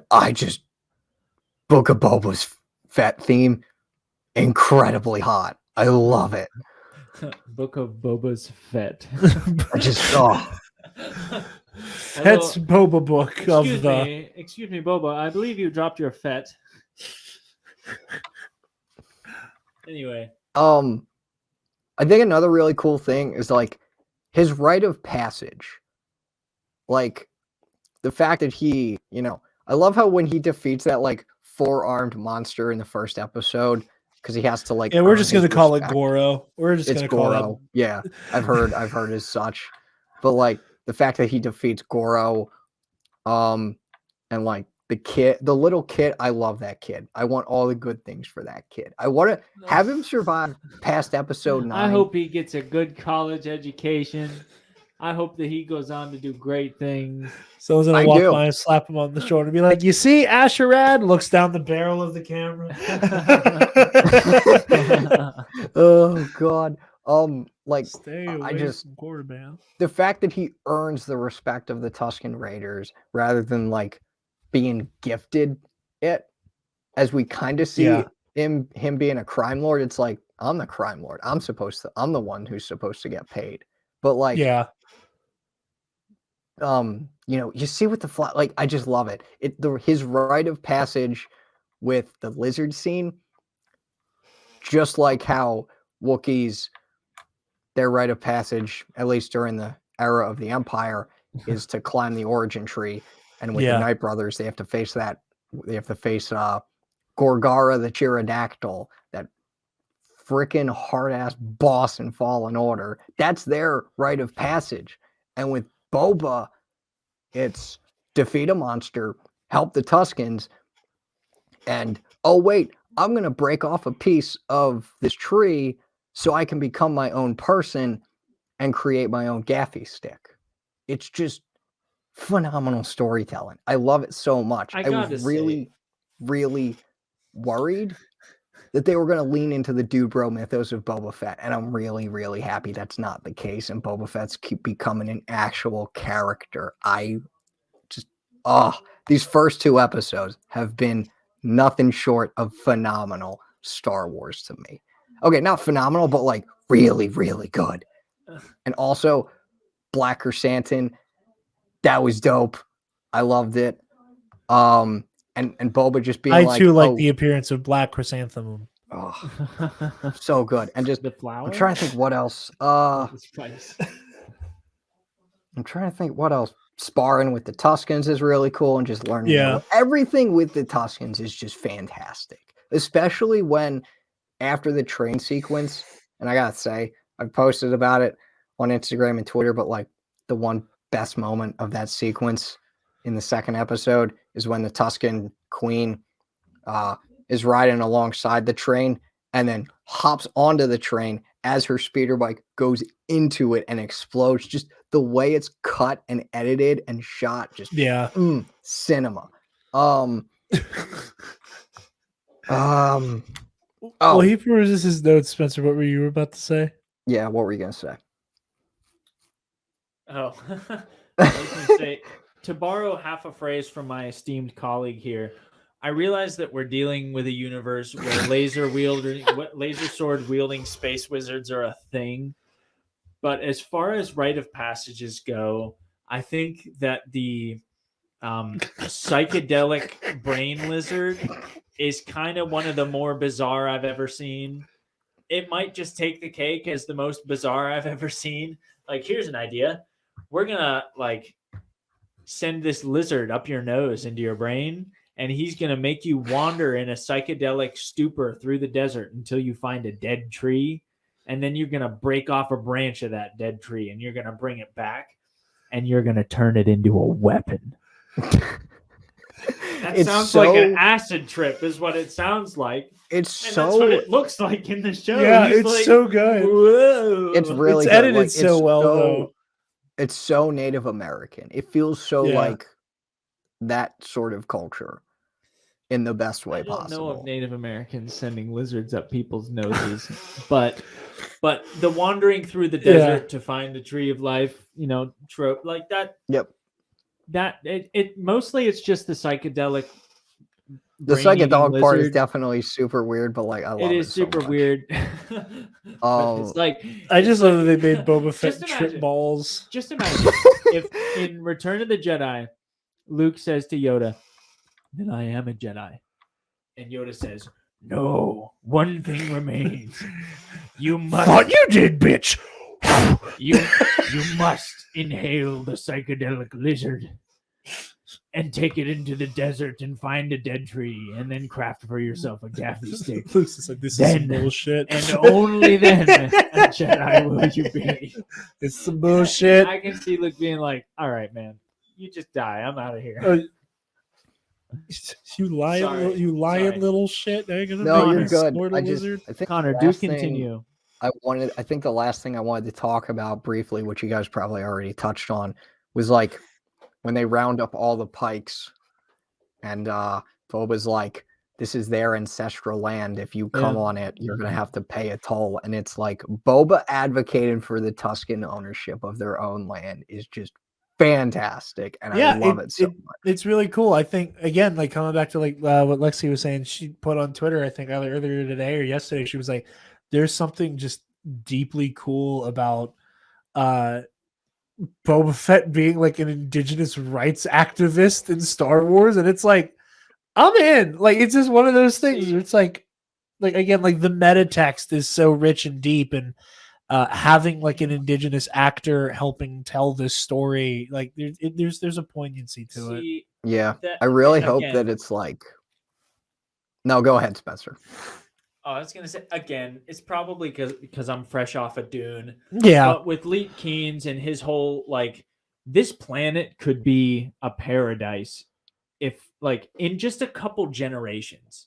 Give it a couple hundred years, but if we work together, this planet could be like, it could really be something. yeah, Not some godforsaken place where people fight for their lives. Not some place where like you have to harvest your own body moisture to survive. yeah, Not some place where we have tribes of savage people out in the desert and we have power hungry, spice addicted mongrels sitting in the cities getting rich off the fat profits. Like, if we work together, like if with a unified vision, Tatooine could be like a not so horrible place to live. And like, again, it might just be because I'm fresh off reading Dune, but there's a really strong parallel there as well, where Boba's like, if we respect the Tuscans' territory, and if I go back to my life as a crime boss, except I'm enlightened now, then I can fix everything. Boba's like, I can fix the power hungry, opportunistic rule of the syndicate folks, and I can fix this misunderstood, this mistreated, ancestrally bound to the land tribe of people. Like, I can bring everybody together, and Tatooine suddenly goes from being like a really dangerous, difficult place to survive to being not so bad, to maybe even being good. And it's because we have this guy who spent time with both people and has a unified vision for the place. yeah. Again, might just be because I'm fresh off of Dune, but that's a really strong parallel. And I wouldn't mind seeing it happen, but go ahead, Connor. I wouldn't mind seeing it happen in parts of the planet, not the whole planet, but parts. Because I But feel that like is there's also good- very Dune-ish. Yeah, That is Okay. also very Dune-ish. They're like, we're going to turn part of the planet into a paradise, but we're also going to keep part of it desert so we can harvest this super addictive spice for all the world, and we'll make a nice fat profit for ourselves. I'm just really glad that like there's nothing of use on Tatooine except like there's no like galactic extradition laws. Like that's the only thing that Tatooine has going for it is you can It is- disappear on It Tatooine. is the Australia of It is the galaxy. Australia of the It is galaxy. where they send their penals. Yeah. Their Yep. No offense to our criminals. Australian homies, of which there are several. But What's up, Blue Panther? yeah, Hey, hey how you Matt, doing? how's What's it up, going? guys? Yeah, how's it going, you son of a bitch? But yeah, that's what I like. It's like, you know, Kessel is our mining planet, and we get all the Yep. spice from Kessel, and Oh, we One get to other thing. dodge the like we get to dodge the bullet of just making Tatooine Arrakis. Yeah, but only because the spice is, Not from Tatooine. exactly. yep. All the special boys are. Yeah. But not I think the one other thing I wanted to add that I almost forgot about was like when the Tuscan chief mentioned to Boba that like other tribes have survived by killing. And I know you probably thought of it, Jared. The whole Attack of the Clones thing. If I'm Yeah. being honest.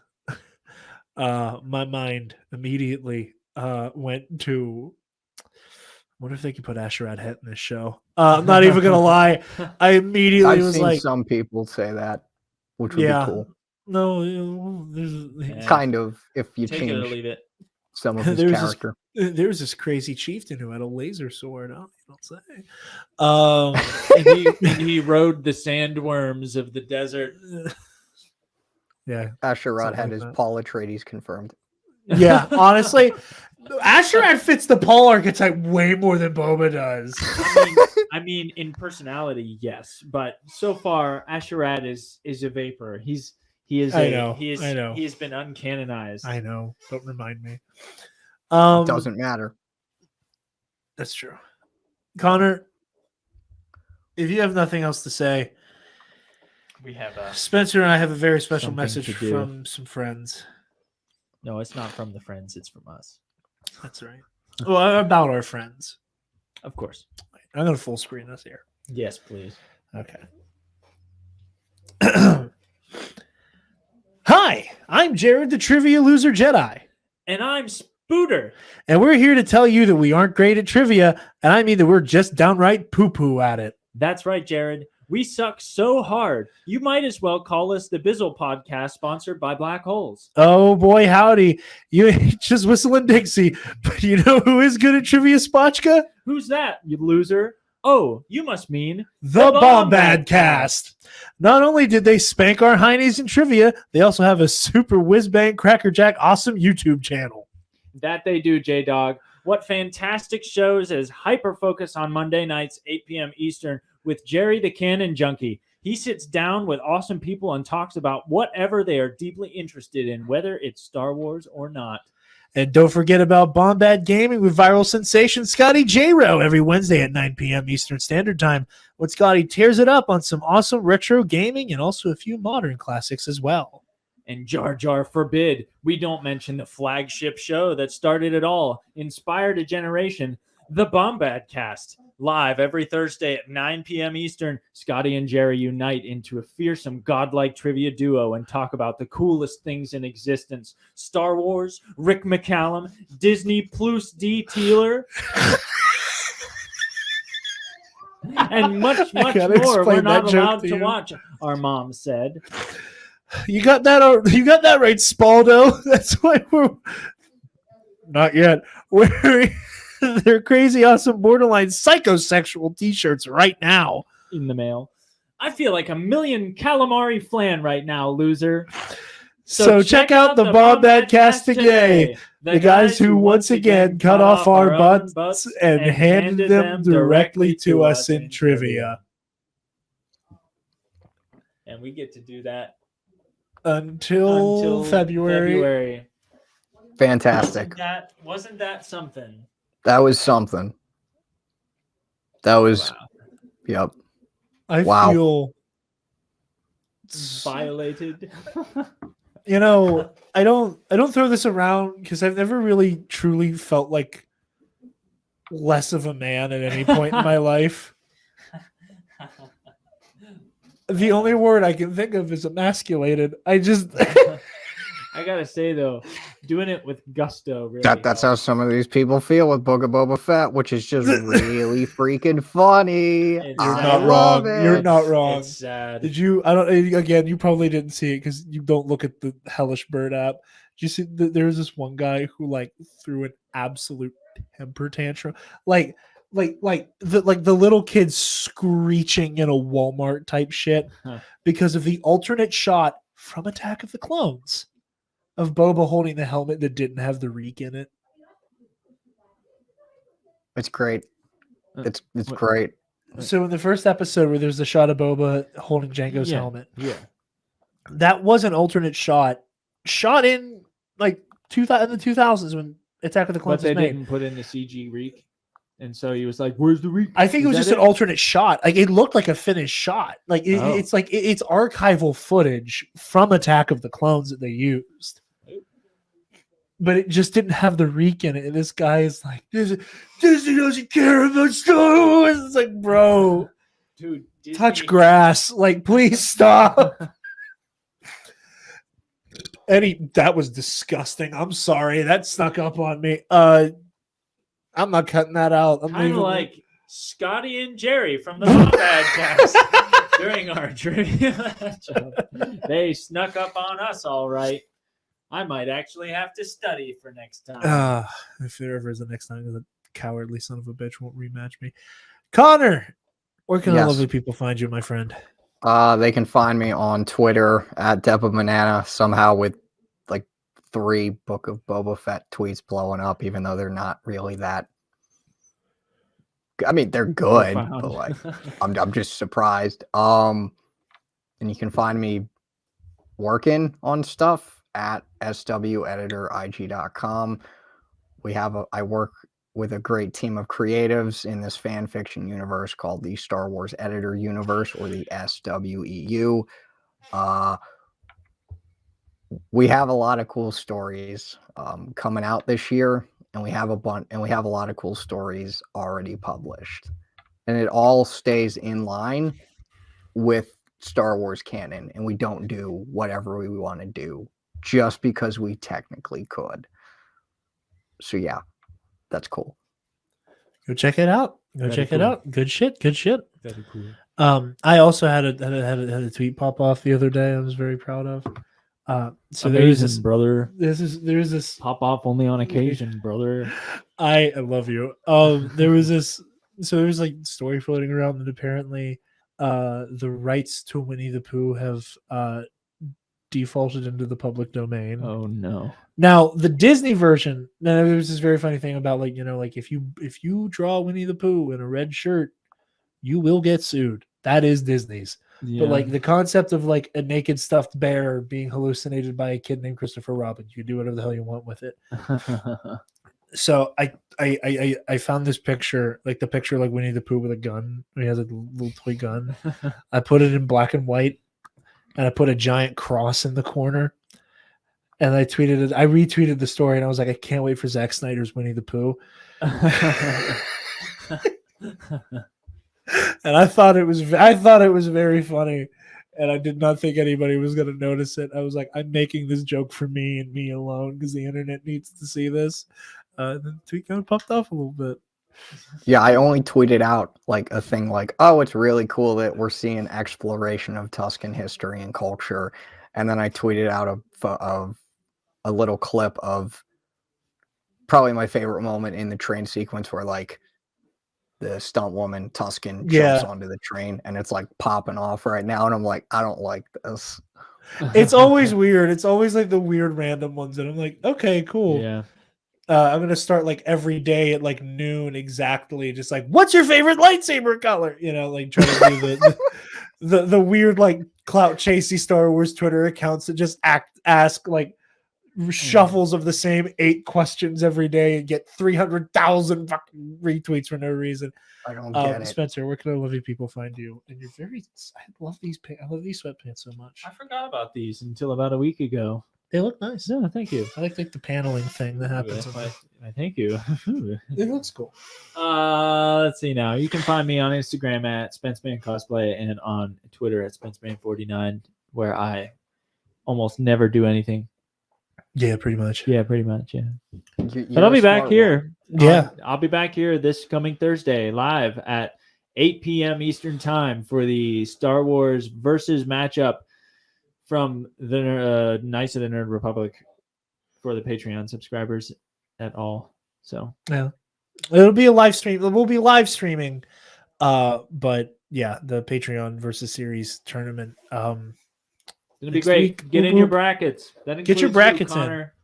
Get y'all's brackets in. Get Yeah, free sure. Get my merch. bracket in. Yeah, get your bracket in, boy. What's bracket, bruh? Bracket. You guys can find me on Twitter and Instagram at DarkJedi2552. You can find the Nerd Academy podcast on Facebook, Twitter, Instagram, YouTube, and on our website, www.nerdacademypodcast.com, where, if you're feeling generous, you can donate to our Patreon page. Give me $1. Didn't work the first click, so we just kind of stared at each other.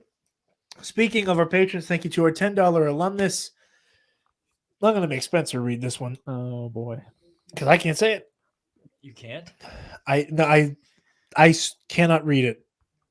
As in I like you are I unable can't to say it? Or I you are- can't get it out of my mouth hole. Okay. Well, let's Paco, give the it- guy who always let's give it a changes go. his name. Oh, we know his real name? Yeah. Oh, do I? Oh, do I? Oh, do I? Okay. You're Hold on.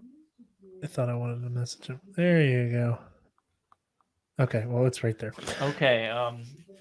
Your friendly neighborhood otorhinolaryngologist. Don't know what that means. No, neither does he, nor does he know how to say it apparently either. He just went, oh, this will throw him off during the live stream. Also, he spelled neighborhood with a U, like a British person. We don't spell neighborhood with a U, do we? Good catch. No, we don't. I just want to know more about him now. Just to figure more out. So, Paco, the thing you just said, Nick Johnson, the Waffle Wizard, Delta 9, and Feige's Boomer Burner, thank you all very much. Yeah. Like I said, this year there's probably going to be a little bit of restructuring with the Patreon, and we're going to be trying to get Movie Club and Campus Life back up off the ground here, hopefully soon. So stay tuned for all that. Like I said, growing pains trying to figure this stuff out, and everybody's continued patience and support is greatly appreciated. You guys are the best. Yeah. Be sure to click on the student store link on our website to check out our TeePublic page. Be sure tpublic.com. Very specific plug there. But yeah, thank you all so very much for watching and listening and all of that stuff. We're honored that you have joined us, and may the force be with you always.